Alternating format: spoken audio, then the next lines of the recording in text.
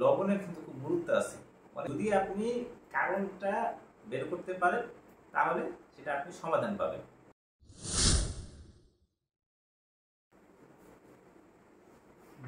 প্রিয় খামারি ভাই বোনেরা, আশা করি যে যেখানে আছেন সুস্থ ও নিরাপদ আছেন।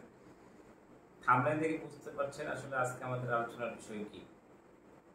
আমাদের আলোচনার বিষয় হচ্ছে আজকে যে অনেক খামারি ভাই ও বোনেরা দেখতে পান যে তাদের যে গরুটি আছে অথবা ছাগলটি আছে খুব ভিন্ন একটি সমস্যা। সেটা হচ্ছে কি যে ওই ছাগল বা ওই ভেড়াটি বা ওই গরুটি তার মূত্র বিসর্জনের পরে যে মূত্রটা পড়ে থাকে সেটাই চেটে চেটে খায়।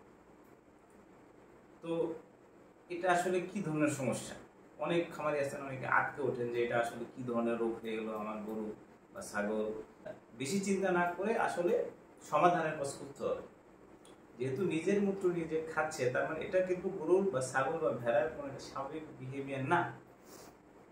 তাহলে আগে আমাদেরকে ভাবতে হবে যে আসলে আপনার গরুটি অথবা আপনার যে ছাগলটি আছে ভেড়াটি আসলে নিজের মূত্র নিজে কেন খাচ্ছে।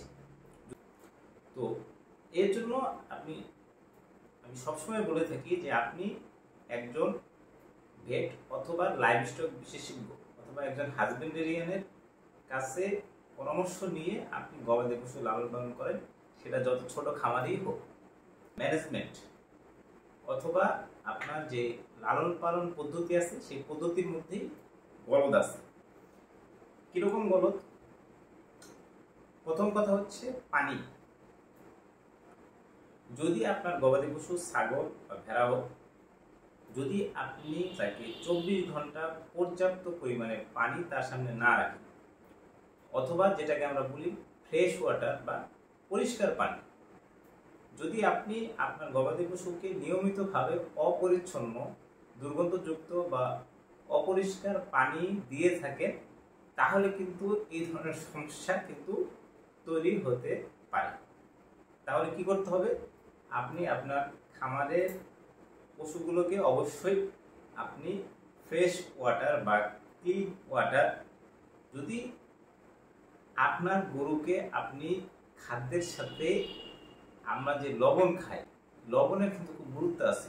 অনেক খামারিরা আসলে গরুকে লবণ খাওয়ান না, অনেকে ভয় পান, কিন্তু না, মানুষের যেমন খুব সামান্য পরিমাণ লবণ লাগে, গরুর খাদ্যেও কিন্তু সামান্য পরিমাণ লবণ লাগে।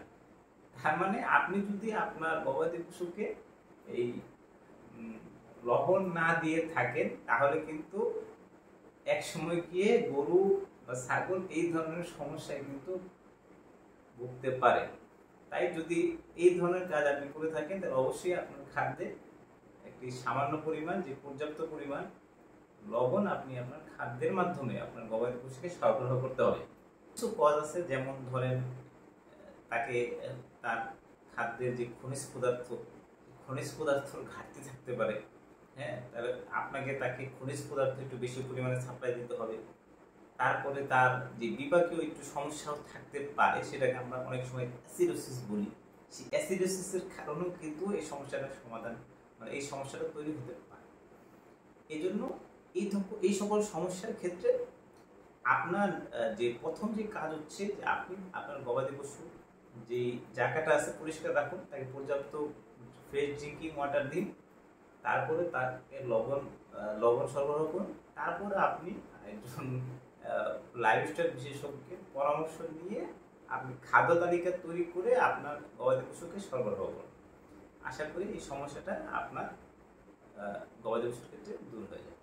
আমার এই কথার মাধ্যমে যদি আপনারা কোনো উপকার পেয়ে থাকেন, তাহলে অবশ্যই আমার যে ফেসবুক পেজটি আছে, ডিজিটাল কানেকশন ফেসবুক পেজ, আমার নামে আমার একটি ইউটিউব চ্যানেল আছে, তো সেই ইউটিউব চ্যানেলটি সাবস্ক্রাইব করবেন, পাশে থাকবেন এবং লাইক, কমেন্ট ও শেয়ার করবেন।